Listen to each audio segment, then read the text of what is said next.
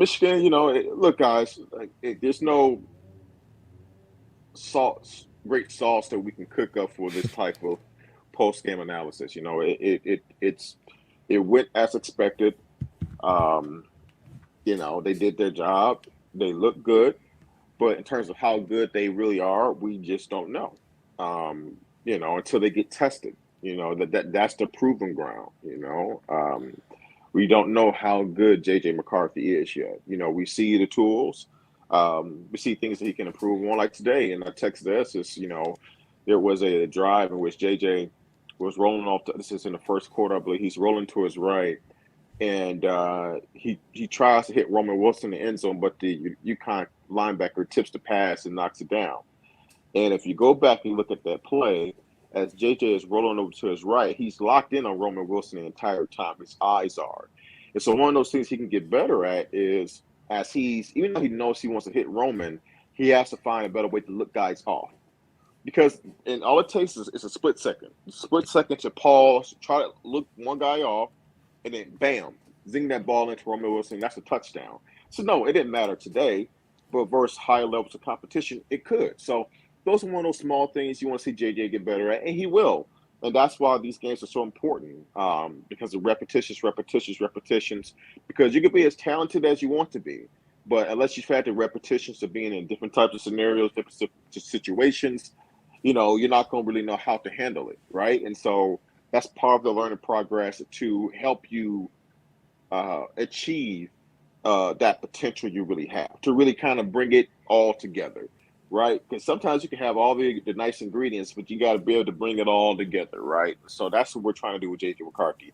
He has all the tools you need. We just want him to continue to fine tune those tools so we see what he can really be.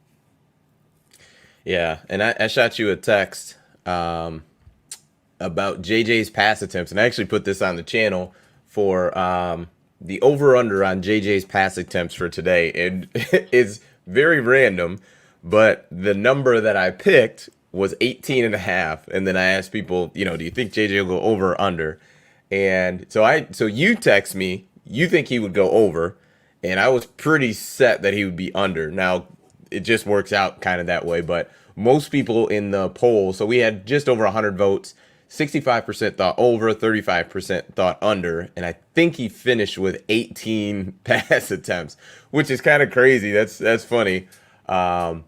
But yeah, so what were your thoughts on the pass attempts? Like, did you think it was good? Do you think you should have thrown it more? Like, any thoughts on it? Man, based on how the game went, I thought it was pretty normal. Like, I didn't feel like they tried to force it one way or the other.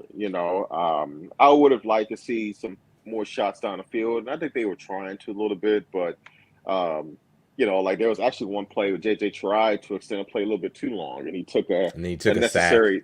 an Yeah. unnecessary sack, and that's one of those growing pains, right? What? Don't hold on to the ball. For one, you don't take an unnecessary sack. Two, you don't have to take the hit. Just throw the ball out of bounds, because he has to learn that, man. Like, it's just not high school, dude. Like you're literally one hit away. Don't take a hit if you don't have to. When the play's not there, check it out of bounds. Live to play another day, unless it is the last play of the game. Mm-hmm. Like, get rid of that ball, man, and let's see what the next play has to offer. So those are one of those growing pains and things he has to learn. And hopefully he doesn't learn the hard way by taking a bad hit.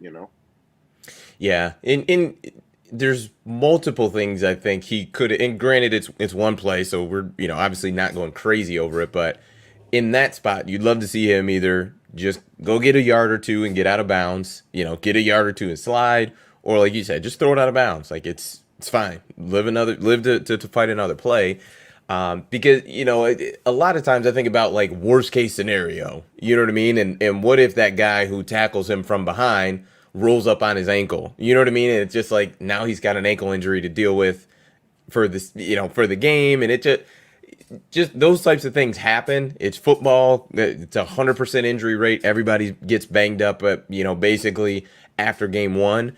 So it's just gonna happen. You can't prevent it, but if you have hits that you can avoid, absolutely try to avoid those things, because you just don't want to you just don't need to take unnecessary hits. That's basically what it comes down to.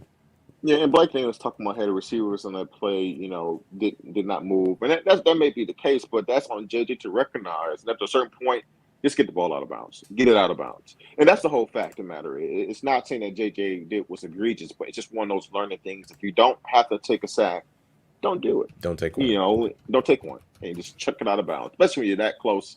Gosh, I'm looking, and you're trying to point. I saw him trying to point right before you got sacked. Okay, it's not there. You know what? Forget it.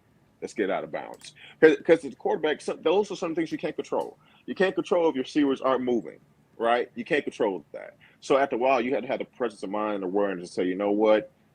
Let's live the fight another day. I'm gonna get this ball out of bounds. That's just it. Because what happens if Blake and I'm not on you right now, but let's just say, let's go with the fact that that happens again. JJ is trying to make a play, guys aren't moving. But let's say the pass rusher gets to him, but this time he comes from behind, swipes at the ball, and it's a strip sack fumble, right? Those things happen all the time, right? And it's because as a quarterback, you got your eyes down the field. You don't see exactly where that pass rusher is coming from, what angle he's coming from, and what he's doing with his hands. So that's why those things are important for the quarterback to have the presence of mind to protect the football at all times and know when to keep going and when to give up. So that's all. Like we're going to keep saying, all we can do is nitpick on certain games like this because everything's going to look great because we're so much better. But we're trying to win the Big Ten again. We're trying to maybe even win a national title. So what are the things that we can continue to do today to get there? That's all.